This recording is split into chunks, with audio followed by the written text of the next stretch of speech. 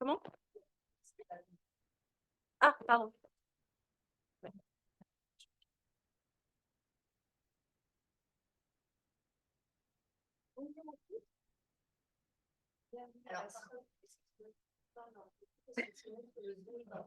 Ah, c'est pour le Zoom. Donc, bonjour à tous. Je me présente, Catherine Barentin, professeure à l'Université de Lyon, et je vais présider le jury de thèse d'Elina Gilbert. Et donc, avant de laisser la parole à Elina, je vais présenter les membres du jury. Donc, d'abord, je vais commencer par les rapporteurs. Laurence Ramos, qui nous vient de Montpellier, l'Université de Montpellier. Guillaume Auvarlez, qui vient de l'Université de Bordeaux, laboratoire du futur. J'aurais dû donner ton laboratoire aussi. Ouais, ça va. En visio, Anke Lindner, professeur à l'ESPCI, voilà, qui aurait bien aimé être avec nous, je pense. Oui. Euh, Marco Ramaioli, désolé si je prononce mal, directeur de recherche à l'INRAE, tout près d'ici. Voilà. Et puis bah, les directeurs de thèse. Ah non, on a la chance d'avoir une invitée de marque, Emmanuela Delgado, qui vient des États-Unis et qui est professeure invitée ici pendant un mois. Et puis les directeurs de thèse, Anina Salonen et Christophe Poulard. Voilà. Donc, je n'ai oublié personne. Et maintenant, je vais laisser la parole à Elina. Vous avez 45 minutes pour nous présenter vos travaux. Merci. Merci Madame la Présidente. Donc, je vais vous présenter quelques résultats que j'ai obtenus au cours de ces 3 dernières années au laboratoire de physique des solides sur ma thèse sur la rhéologie et l'adhésion des émulsions solides sous l'encadrement de Anina Salonen et Christophe Poulard. Quand on vient solliciter un matériau dans la vie de tous les jours, mécaniquement, on va avoir une réponse qui est double. On va avoir une partie de l'énergie mécanique qu'on va transmettre au matériau qui va être emmagasinée et immédiatement restituée. Et c'est ce qu'on appelle la partie élastique de la réponse. Et une autre partie de l'énergie est absorbée et perdue. Et c'est ce que l'on va appeler les dissipations visqueuses. Dans les matériaux qu'on étudie dans le domaine de la matière molle, ces deux réponses, élastiques et visqueuses, sont couplées. Donc on peut les retrouver dans un très grand nombre de domaines. Donc par exemple, ici, c'est du bitume, dans des mousses liquides comme cette mousse marine, ou des mousses solides comme du pain, dans les dispersions comme ici de l'argile, ou encore dans les polymères comme cette balle d'élastique ici. Comme ces réponses sont couplées, on va pouvoir dire qu'on a des écoulements microscopiques qui peuvent s'observer dans divers matériaux. Donc, c'est comme ça qu'est venue l'expression pantare en grec, qui veut dire tout s'écoule. Et c'est sur ces bases qu'a été créée la Société de rhéologie en 1929, dont le secrétaire général était Eugène Bingham, représenté ici, qui est bien connu des rhéologues car il a donné son nom à un modèle d'écoulement. Le rôle de cette association, de cette société de rhéologie, c'est donc d'étudier les propriétés fondamentales de la déformation et de l'écoulement de la matière. Et pour ce faire, il faut que l'on pose des bases formelles pour pouvoir obtenir des données scientifiques. Donc, imaginons que j'ai un petit objet rectangulaire en gris ici, d'une hauteur h, qui a un déformé à un temps 0. Supposons qu'il est élastique et je lui applique une déformation. La déformation en cisaillement, elle s'écrit gamma et elle est définie comme le petit déplacement dx ici, divisé par la hauteur initiale de l'échantillon. Et cet objet, quand je lui applique une déformation, il va résister avec une contrainte taux. Et dans le cas d'un objet qui est purement élastique, la contrainte taux suit la loi de Hooke, c'est-à-dire qu'elle est directement proportionnelle à la déformation, avec comme coefficient de proportionnalité le module de cisaillement G. Et ces objets purement élastiques, on va les représenter comme ceci par des petits ressorts. Maintenant, imaginons que c'est plutôt un liquide que je vais solliciter et que donc j'étudie le cas de l'écoulement visqueux. Dans ce cas-là, ce n'est pas la déformation de cisaillement qui va m'intéresser, mais le taux de cisaillement, c'est-à-dire la dérivée par rapport au temps de ma déformation, ou encore la vitesse sur la hauteur h initiale de mon liquide, pardon. Et la contrainte, cette fois, n'est pas proportionnelle à la déformation, mais donc au taux de cisaillement, avec comme coefficient de proportionnalité la viscosité du liquide. Et donc ces liquides sont représentés comme ceci par des petits pistons dans des schémas. Comme c'est des couplages qui sont toujours assez complexes, une méthode de mesure qui est assez intéressante, c'est plutôt de passer par la rhéométrie oscillatoire, c'est-à-dire qu'on vient soumettre nos objets par des mouvements oscillants plutôt que des mouvements continus. Je vous ai représenté ici Schématiquement, l'expérience de rhéologie que j'ai la plus réalisée au cours de ma thèse, vous avez ici un échantillon représenté en jaune qui est posé sur un support qui est fixe. Et sur cet échantillon, on va venir apposer un objet de mesure qui, lui, va lui appliquer un mouvement oscillant. Donc, on a une déformation qui peut s'écrire comme une sinusoïde de fréquence oméga. Et du moment que l'on reste dans la limite des petites déformations, on a une relation qui est linéaire, c'est-à-dire que la contrainte que l'on va enregistrer va également être une sinusoïde de même fréquence, avec un petit déphasage delta ici, que je vous ai représenté ici, c'est-à-dire qu'on va la mesurer avec un petit retard. Ce déphasage, on peut le réécrire comme une somme de deux fonctions sinusoïdales.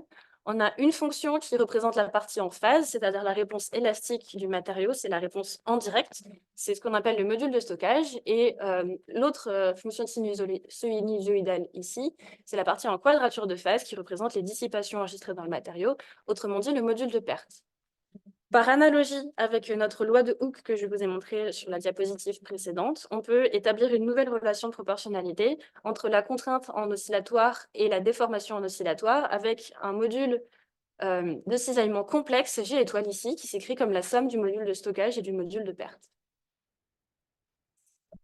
Maintenant que je vous ai expliqué quelle grandeur on va utiliser tout au cours de cet exposé, je voudrais revenir sur ma petite boule d'élastique ici. Les élastiques, ce sont des élastomères. On peut les représenter typiquement comme des longues chaînes de polymères qui sont attachées entre elles par des nœuds chimiques que j'ai représentés en rouge, qui sont les points de réticulation. Imaginons que je déforme mon élastomère. Je vais avoir une réponse typique qui est caractérisée par sa structure physico-chimique, c'est-à-dire qu'au niveau des nœuds de réticulation, les chaînes sont fixes, elles sont bloquées, elles ne peuvent pas se déplacer les unes par rapport aux autres, alors qu'entre les nœuds de réticulation, là où elles sont libres, elles vont pouvoir venir coulisser, glisser les unes sur les autres. On a donc une réponse où on a à la fois une partie élastique du fait que les chaînes sont retenues entre elles et une partie visqueuse du fait de leur glissement les unes sur les autres, que l'on peut représenter comme ceci. Donc ici, on a le module de stockage du matériau qui est sur une constante par rapport à la fréquence. On dit qu'il est sur le plateau élastomérique dans cette zone de fréquence étudiée. Et le module de perte, lui, augmente selon une loi de puissance. Maintenant, imaginons que j'augmente le nombre de nœuds de réticulation dans mon élastomère et je le déforme à nouveau. Comme j'ai augmenté le nombre de points où mes chaînes sont fixes, j'ai augmenté la résistance à la déformation de mon échantillon et j'ai aussi diminué la densité de zone où mes chaînes pouvaient glisser les unes sur les autres. Autrement dit, si je trace à nouveau sa réponse en fréquence, j'ai augmenté sa réponse élastique, donc son module de stockage, et j'ai diminué sa réponse dissipative, donc son module de perte. C'est-à-dire que dans le cas des élastomères, la réponse élastique et la réponse visqueuse sont couplées par rapport aux différents paramètres physico-chimiques qu'on va pouvoir changer. Et c'est la grande question au cœur de ma thèse qui est, est-ce que l'on peut générer un matériau qui aurait une rhéologie similaire à un élastomère, mais dont on pourrait changer indépendamment la réponse élastique ou la réponse visqueuse? Pour ce faire, on s'est inspiré des systèmes dispersés.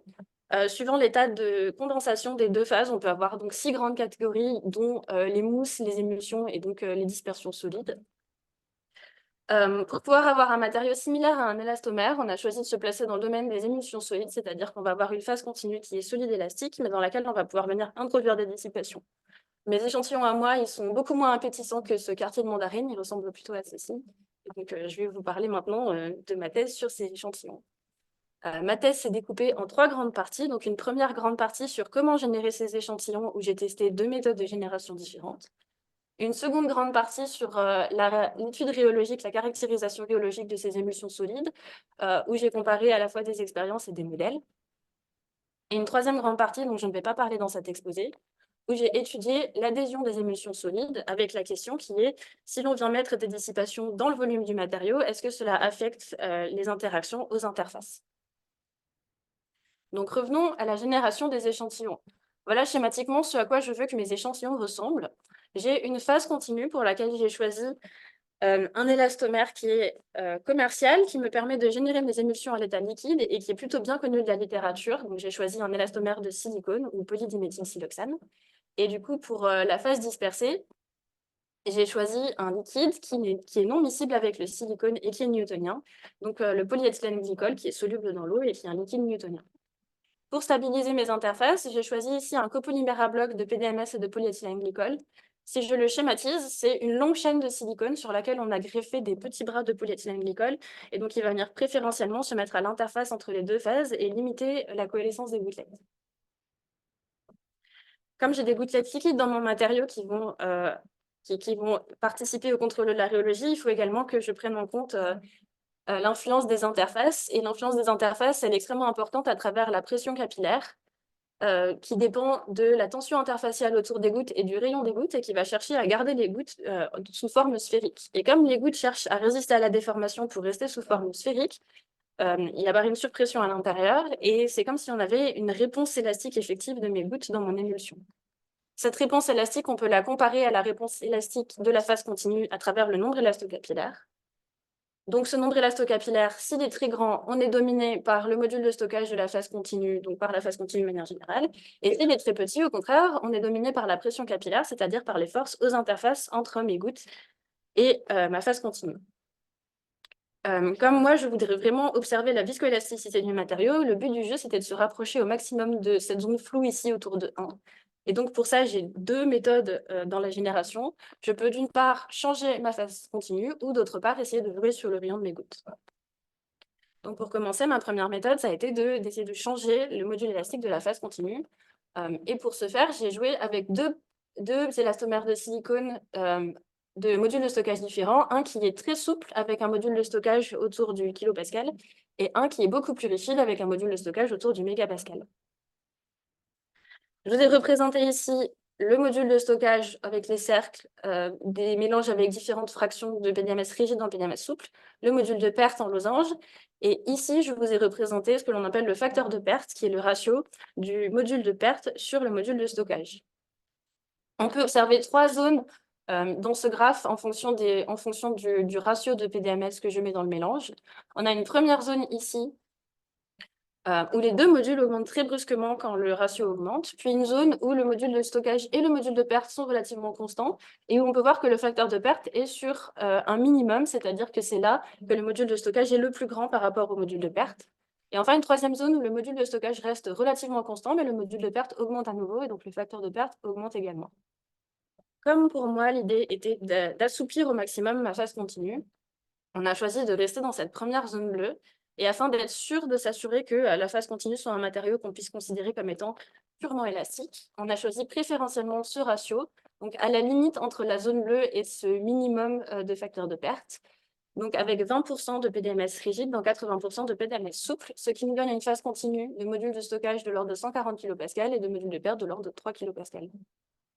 J'en profite pour vous parler également de la rhéologie de ma phase dispersée dans mon polyéthylène glycol. Mon polyéthylène glycol, qui est un liquide newtonien avec une viscosité à 25 degrés de 150 millipascales seconde. On peut voir sur les courbes de module de stockage en fonction de la fréquence en double logarithme que l'on a bien un liquide newtonien, parce qu'on a cette pente, cette loi de puissance d'exposant 1, donc qui ressemble à une pente droite ici, cette pente de 1, pardon, qui caractérise bien que le module de perte est directement proportionnel à la viscosité du matériau. Mon autre méthode pour changer le nombre élastocapillaire, c'était donc de jouer sur la taille des gouttes. Une première méthode, ça a été d'utiliser la génération microfluidique qui permet de bien contrôler la taille des gouttes dans le mélange. Donc ici, je vous ai représenté la méthode que j'utilise pour générer mes échantillons. J'arrive avec une petite seringue ici, j'ai un flux de PEG qui passe à travers, et je viens percer un tuyau par lequel j'ai un flux de PDMS qui passe dans cette direction. Et donc, à l'interface entre la seringue et le flux de PDMS, avec les jeux de tension capillaire et de cisaillement, je viens créer des gouttes. Voilà la forme caractéristique et les tailles caractéristiques de gouttes dans mes échantillons. On a donc une taille moyenne autour de la centaine de micromètres en rayon, ce qui nous donne une pression capillaire à l'intérieur des gouttes de l'ordre de 0,004 kPa. Si je ne me trompe pas, ça nous fait 4 pascals, ce qui est extrêmement faible. 4,40 bon, c'est pas grave. Ce qui est extrêmement faible devant le module de stockage de la phase continue. Donc, a priori, avec ces émulsions, on est plutôt très dominé par l'élasticité de la phase continue par rapport à la fois la viscoélasticité des gouttes à l'intérieur et l'élasticité des interfaces. Une autre méthode de génération, ça a donc été d'essayer de générer mes émulsions par rupture sous cisaillement. Pour cela, j'utilise cet objet, donc, qui est un système de rotor-stator. On a un bâton rotatif ici qui est dans un cylindre fixe. Mes deux faces sont aspirées à l'intérieur et avec le cisaillement entre les parois, elles vont venir se casser en gouttelettes. Cette méthode me permet de bien contrôler la fraction volumique, qui est le ratio de volume de phase dispersée sur le volume total, parce que c'est simplement le ratio des volumes que je vais mettre dans mon mélange. Mais par contre, pour revenir à mon ombre élastocapillaire, elle ne me permet pas de bien contrôler la taille de mes gouttes. J'ai des émulsions qui sont très polydisperses. On peut voir ici sur cette première photographie prise au microscope que j'ai des grosses gouttes de taille proche de la dizaine de micromètres. Et si je zoome, vous pouvez distinguer des gouttes qui sont beaucoup plus petites autour ici. Si je viens tracer la distribution de taille de mes gouttes, j'ai un pic qui est très, très marqué, avec des tailles caractéristiques, des rayons caractéristiques de l'ordre de 600 nanomètres, et un second pic qui est beaucoup plus aplati, avec des rayons caractéristiques de l'ordre de 9 micromètres. Et donc, voici à quoi ressemblent mes échantillons. C'est une vraie photographie d'un de mes échantillons. Je sais qu'on dirait juste un bouton sur lequel on peut appuyer. Ils sont tout blancs parce que les gouttes sont suffisamment petites pour qu'on ait énormément de dispersion de la lumière à l'intérieur de l'échantillon. Et donc, ces tailles caractéristiques sont également associées à des pressions capillaires caractéristiques. Pour les gouttes les plus petites, on est autour de 13 kPa, et pour les gouttes les plus grandes, on est autour de 0,9 kPa. Les deux sont donc 10 à 100 fois plus petites que le module de stockage de ma phase continue. Encore une fois, avec ces tailles de gouttes, on est dominé a priori par l'élasticité de la phase continue. Mais on ne s'est pas arrêté à la visualisation, à la caractérisation des échantillons par microscopie optique. J'ai également réalisé des expériences de microscopie électronique à balayage qui nous permet de zoomer plus que la microscopie optique. Et dans ce cas-là, je vous invite à regarder l'échelle ici qui est de 1 micromètre. Donc la taille caractéristique de cette goutte, son rayon est autour de l'ordre des 600 nanomètres que je vous ai montré tout à l'heure. Et donc les tout petits points noirs ici que l'on voit autour sont encore des tailles beaucoup plus petites. Ce sont des gouttes avec des rayons caractéristiques entre 30 et 50 nanomètres, donc vraiment minuscules. Et celles-ci sont associées à une pression capillaire de l'ordre de 200 kPa, qui cette fois est plus élevée que le module de stockage de ma phase continue. Alors j'ai une seconde limitation pour cette méthode de génération, qui est que lorsque l'on fait de la génération par rupture sous cisaillement, on peut avoir une inversion de phase dans les émulsions, c'est-à-dire que la phase qui était la phase dispersée devient la phase continue, et inversement, la phase qui était la phase continue devient la phase dispersée. Et comme j'ai des macromolécules qui sont en jeu dans mon émulsion, moi, je peux m'arrêter, être coincé au milieu de cette inversion et avoir des émulsions bicontinues ou des émulsions multiples. Et c'est quelque chose que j'ai observé expérimentalement. Ici, c'est une photographie d'une émulsion de fraction volumique 40%. Vous pouvez voir déjà que les gouttes sont beaucoup plus grosses que les gouttes que je vous ai montrées précédemment. Et elles ne sont pas sphériques, elles sont déformées. On a presque l'impression de pouvoir voir le cisaillement auquel j'ai soumis mes émulsions. Et si j'augmente encore ma fraction volumique jusqu'à 60%, cette fois-ci, on ne voit même plus de gouttes. On voit un système avec des plis, donc qui nous laisse vraiment supposer qu'on a bien des émulsions qui sont bicontinues et puis des émulsions avec des gouttes sphériques. Pour faire le bilan de cette partie, les méthodes de génération sont extrêmement importantes pour contrôler à la fois la fraction volumique, mais aussi le nombre élastocapillaire. On a testé une première méthode qui permettait de contrôler le rayon des gouttes, mais pas la fraction volumique, mais avec des rayons qui sont très grands, et donc il y a bien sûr des nombres élastocapillaires qui sont gigantesques. Et on a testé une seconde méthode qui ne nous permet pas vraiment d'avoir un contrôle sur le rayon des gouttes, mais un bon contrôle sur la fraction volumique. Et comme on n'a pas de contrôle sur le rayon des gouttes, on a un éventail de tailles différentes qui sont associées à un éventail de nombres élastocapillaires qui sont entre inférieurs à 1 et très largement supérieurs à 1, et qui nous posent des doutes par conséquent sur quel paramètre va dominer la rhéologie du système. Le nombre élastocapillaire, il est en effet très important dans la rhéologie du mélange, donc dans le module complexe total du mélange, qui dépend à la fois du module complexe de la phase continue et de la phase dispersée, de la fraction volumique et du nombre élastocapillaire. C'est le modèle de Palliarm qui est un des modèles les plus utilisés dans les mélanges de matériaux viscoélastiques. Je vous ai représenté ici un modèle de Palliarm où j'ai choisi une phase dispersée qui avait des modules beaucoup plus faibles que la phase continue pour se rapprocher de mes émulsions. Et donc, je vous ai représenté le module de stockage divisé par le module de stockage de la phase continue et le module de perte divisé par le module de perte de la phase continue, pour voir comment l'émulsion évolue quand on va rajouter des gouttes, donc quand la fraction volumique augmente, avec les différentes couleurs qui caractérisent le nombre élastocapillaire. Si on se focalise sur les nombres élastocapillaires très grands, on peut voir que lorsque la fraction volumique augmente, on va abaisser les deux modules. C'est comme si l'on venait mettre des trous dans notre échantillon. Et au contraire, lorsque le nombre élastocapillaire est très faible, on va avoir le module de stockage qui va augmenter, donc l'échantillon qui est renforcé, et on va également avoir une augmentation de dissipation pour les deux nombres élastocapillaires les plus faibles, qui est un peu plus difficile à comprendre. C'est quelque chose qui a été observé expérimentalement dans la littérature pour différents types de systèmes, donc par Gorlier et collaborateurs en 2017 sur des mousses avec un très grand nombre de nombres élastocapillaires différents. Ils ont pu comparer vraiment au module de Pallierne leurs données. Et par Style et collaborateurs en 2014 sur des systèmes très proches des miens d'émotions solides, dans les cas critiques de nombres élastocapillaires très élevés et très faibles, à faible fraction volumique. Ils ont pu également comparer et observer qu'on a bien d'une part cette diminution et d'autre part cette augmentation de l'élasticité du matériau. Donc j'ai également commencé par étudier les cas limites de nombres élastocapillaires élevés et faibles dans le cas des émissions générées par rupture sous cisaillement.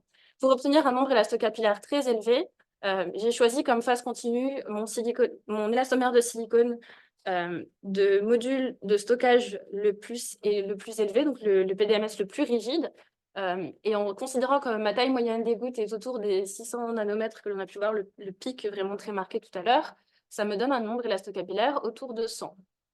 Donc, je peux tracer la réponse en fréquence du module de stockage et du module de perte de tous mes échantillons à différentes fractions volumiques.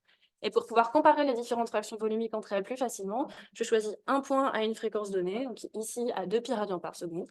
Et donc, je peux tracer mes mesures pour chaque échantillon. Et on peut voir que le module de stockage et le module de perte diminuent lorsque la fraction volumique augmente, ce qui paraît cohérent avec ce que l'on a vu tout à l'heure avec le modèle. Et si je viens ajuster un modèle de Pallierne à la fois sur les données en fréquence et sur les données en fraction volumique, on peut avoir plus d'informations. Donc sur les données en fréquence, si on regarde le module de stockage, on peut voir que pour les fractions volumiques les plus faibles, on va rester dans les couleurs du rose au jaune, donc entre 0 et 40%. On a un très bon ajustement du modèle sur les données. Au niveau du module de perte, sur les hautes fréquences, on a un bon ajustement, et sur les basses fréquences, on peut particulièrement le voir on peut le voir sur la courbe jaune qui est un peu cachée par la courbe verte ici. Aux basses fréquences, on finit par décoller, on n'a plus exactement la même pente entre les données expérimentales et le modèle. Pour les plus hautes fractions volumiques, par contre, le modèle est très largement en dessous de mes courbes, que ce soit en module de stockage et en module de perte. Et on le retrouve donc quand on compare les différentes fractions volumiques entre elles à une fréquence donnée. Pour les fractions volumiques relativement basses, on est très très bien superposé sur le modèle. Et par contre, on finit par diverger en dessous, comparé aux données expérimentales pour les plus hautes fractions volumiques. Ce qui peut être associé à ce changement de structure dont je vous ai parlé tout à l'heure pour les émissions générées par rupture sous cisaillement. Toujours est-il que, en tout cas pour les basses fractions volumiques, on a une très bonne superposition entre le modèle et les données expérimentales. Si j'abaisse maintenant mon nombre élastocapillaire, toujours pour les échantillons réalisés par rupture sous cisaillement, j'essaye de me rapprocher au plus possible de ma phase continue la plus souple possible. Donc, je réalise une phase continue avec un module de stockage de l'ordre de 10 kPa. Et avec toujours la même taille de goutte, a priori, on a un nombre élastocapillaire de l'ordre de 0,8. Je peux à nouveau tracer les modules de stockage et les modules de perte en fréquence pour chaque fraction volumique et les comparer à une fréquence donnée pour toutes les fractions volumiques. Et ajuster à nouveau le modèle de Pallierne dessus. On peut voir que pour les faibles fractions volumiques, on a un ajustement assez satisfaisant de l'évolution de l'évolution des modules par rapport à la fraction volumique, si ce n'est pour les 2 points à très haute fraction volumique qui sont beaucoup plus élevés. Mais sinon, pour les autres points, on a une augmentation des modules avec la fraction volumique parce que le nombre élastocapillaire est relativement faible. On en vient maintenant à la question, que se passe-t-il pour mes échantillons où le nombre élastocapillaire tourne autour de 1, varie entre 0,7 et 150 suivant la taille de goutte que l'on prend comme référence. Encore une fois, j'ai tracé les réponses de chacun de mes échantillons en fonction de la fréquence. En relevant à une fréquence de 2 pyradians par seconde, je peux les comparer entre eux.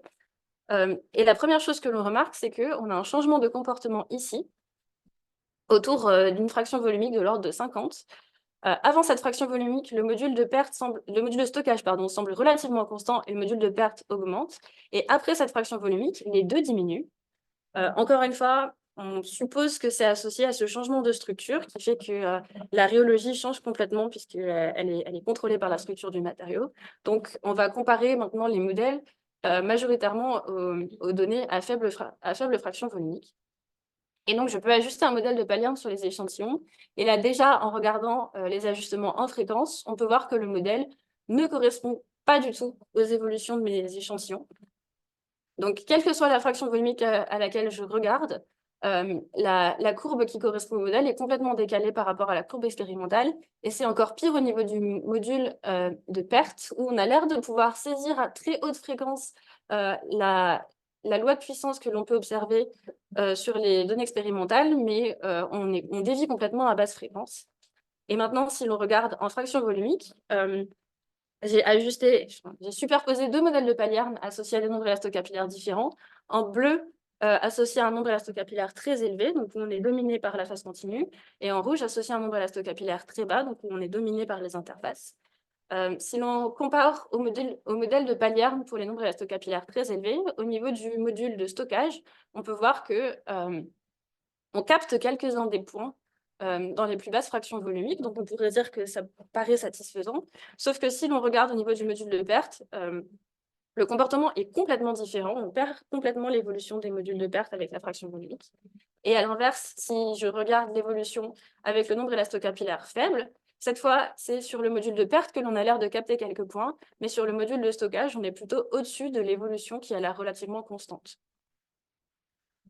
Dans le doute, on peut essayer avec un nombre élastocapillaire moyen, donc autour de 1 pour voir ce qui se passe. On a l'air de bien saisir ce qui se passe au niveau du module de stockage, mais au niveau du module de perte, on est encore en dessous des points. Et même si je prenais un nombre élastocapillaire un peu plus faible pour le faire remonter, on serait toujours globalement en dessous de la majorité de mes points. Donc le modèle de Palliarn ne semble pas expliquer le comportement des échantillons. Je reviens sur la première chose que je vous ai dit toutefois par rapport à ces émissions.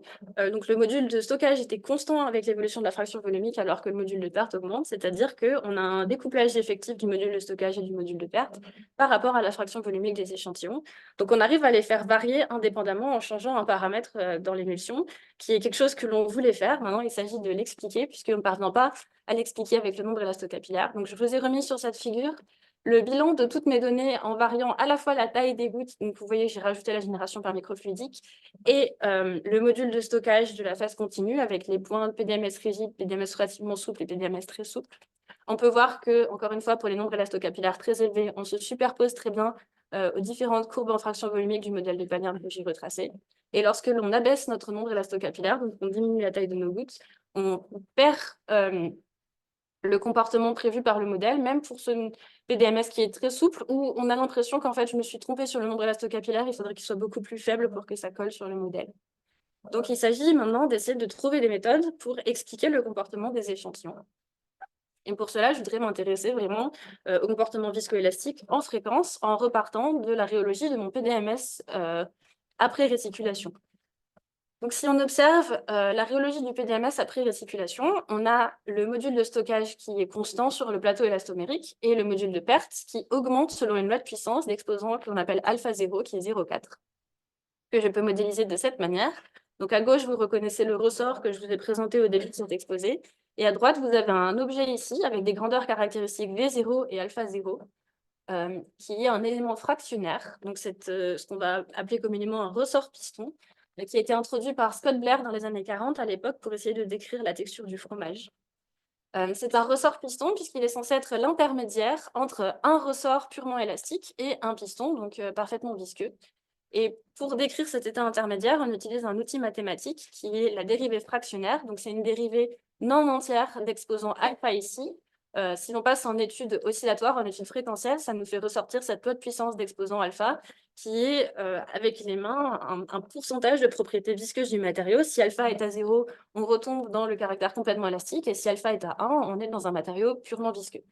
Et donc V qui est la quasi-propriété du matériau en pascal seconde à la puissance alpha. Pour essayer de mieux comprendre ce que représente cet élément fractionnaire, on peut utiliser des modèles en échelle, comme décrit par Schessel et Blumen en 1993. Donc, c'est un modèle ici avec 2 temps caractéristiques dont j'ai retracé la rhéologie, et je peux ajouter progressivement des branches à cette échelle, à cette cascade de modèles rhéologiques. Donc, j'ajoute une branche, on voit qu'on commence à décaler un temps caractéristique ici et qu'on a un léger aplatissement qui se voit encore mieux si j'ajoute encore une branche, ou même, disons, si j'ajoute 50 branches. Donc, on peut vraiment voir apparaître ici et là, à peu près au milieu de mes courbes, l'apparition d'une pente qui n'est pas une pente 1, puisque la pente 1 est ici, qui est une pente non entière alpha. Et si j'ajoutais un nombre infini de branches, je retrouverais mon élément fractionnaire en triangle ici, donc qui est caractérisé par cette pente alpha, donc qui représente un objet dans lequel on a un nombre infini de temps de relaxation que l'on n'arrive pas à caractériser indépendamment les uns des autres. Avec cet outil en main, on peut essayer de revenir à la description de mes émulsions. Ici, je vous ai tracé la rhéologie d'une émulsion de fraction volumique 0,25. Donc, on a un comportement avec 2 lois de puissance. On a une première loi de puissance qui est très faible, qui s'observe sur le module de stockage ici, qui semble proche du plateau élastomérique, et qui se voit aussi sur le module de perte pour les basses fréquences. Et à plus haute fréquence, on a une loi de puissance qui est plus élevée, qui semble correspondre à la loi de puissance de ma phase continue pure, puisque si je trace mes asymptotes ici, elles sont bien parallèles. Donc, avec cette évolution en 2 lois de puissance, on a envisagé un premier modèle à 2 branches, donc un modèle de Kelvin-Voigt mais fractionnaire, que l'on a appelé KVF1, où on s'inspire donc du modèle qui représente le PDMS, et on remplace la branche élastique de gauche par une branche fractionnaire. Donc, j'ai ma branche de droite qui est inchangée, qui est la branche PDMS du matériau, et la branche de gauche avec les paramètres V1 et alpha1, qui vont être mes paramètres d'ajustement, qui va représenter les inclusions. C'est un ajustement en fréquence qui est extrêmement satisfaisant. On a une très bonne superposition de mes données expérimentales et de mes courbes de modélisation. Et voilà l'évolution des paramètres d'ajustement.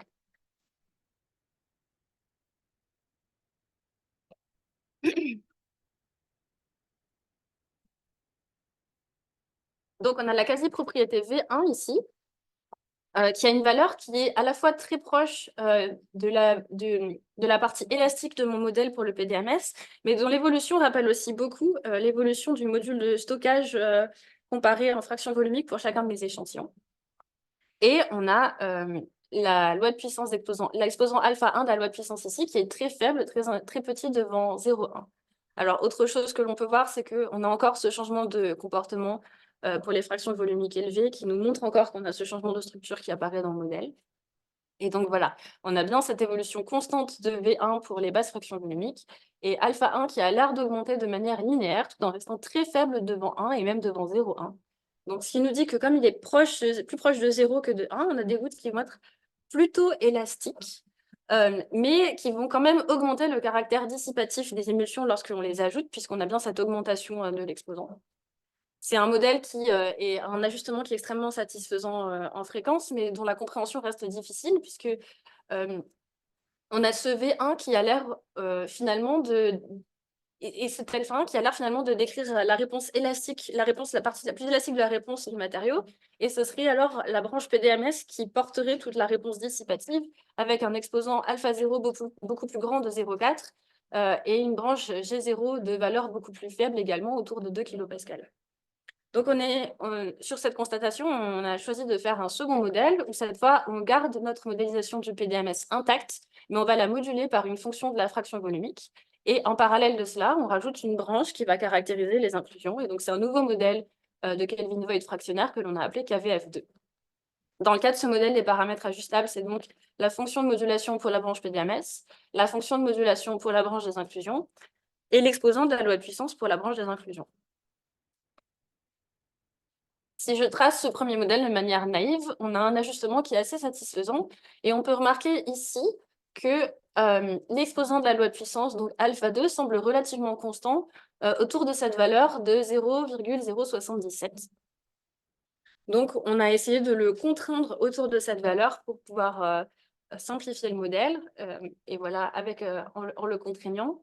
Donc, on peut voir qu'en le contraignant autour de cette valeur de 0,077, on a assez peu de changements au niveau du module de stockage.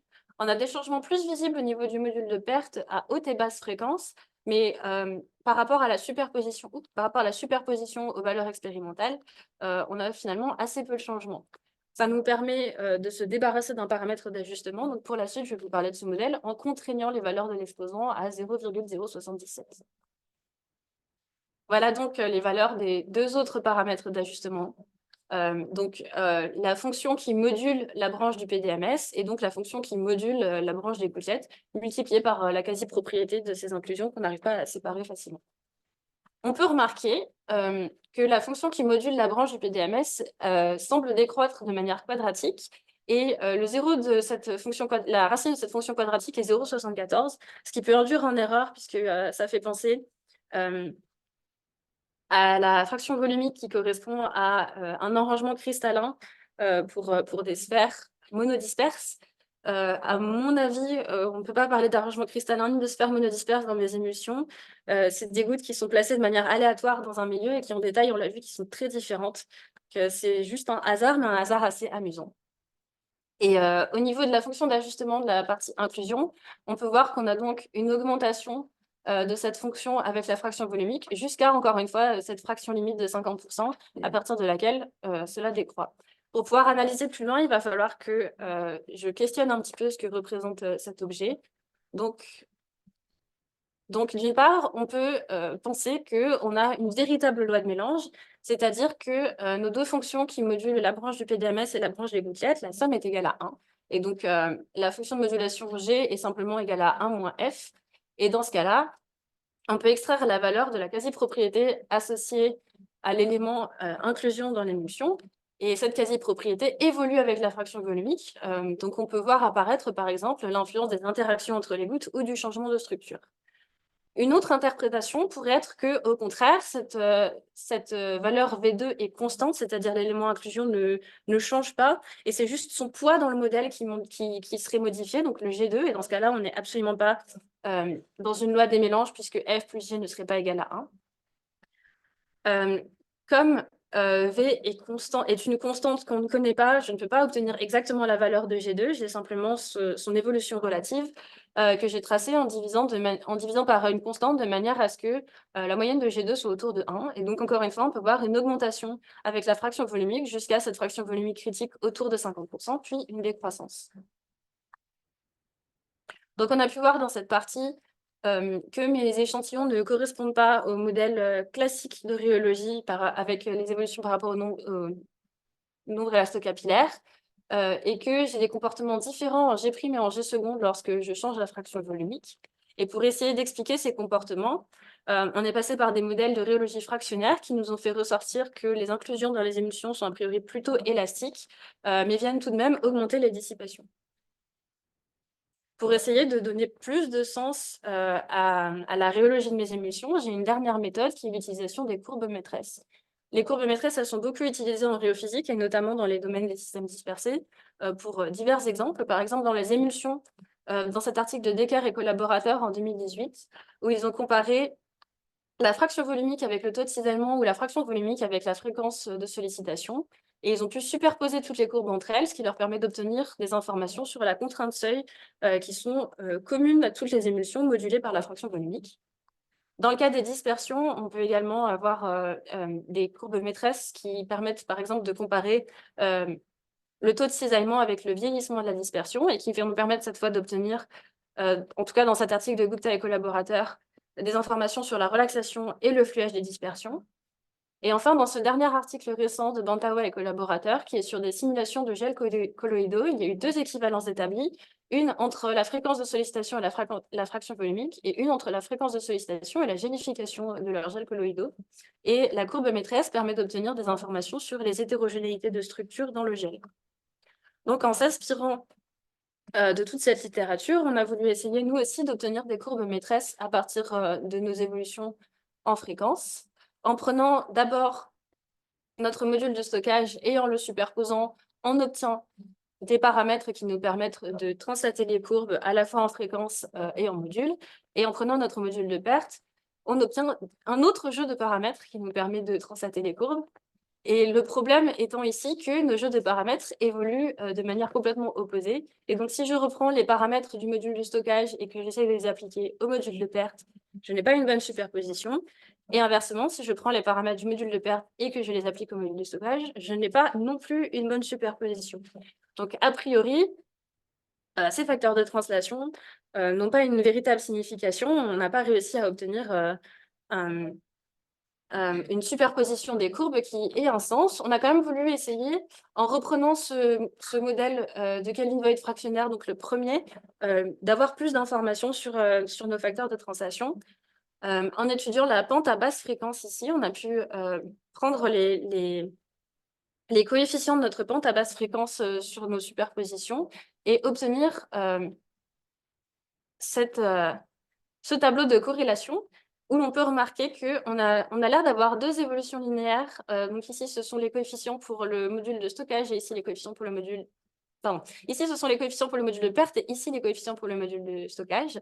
Et donc, en comparant ces coefficients, il semble apparaître deux relations linéaires, une pour les faibles fractions volumiques et une pour les fractions volumiques élevées, encore une fois, qui nous laissent apparaître à nouveau l'influence de la rhéologie des gouttes à la fois sur le module de stockage et sur le module de perte.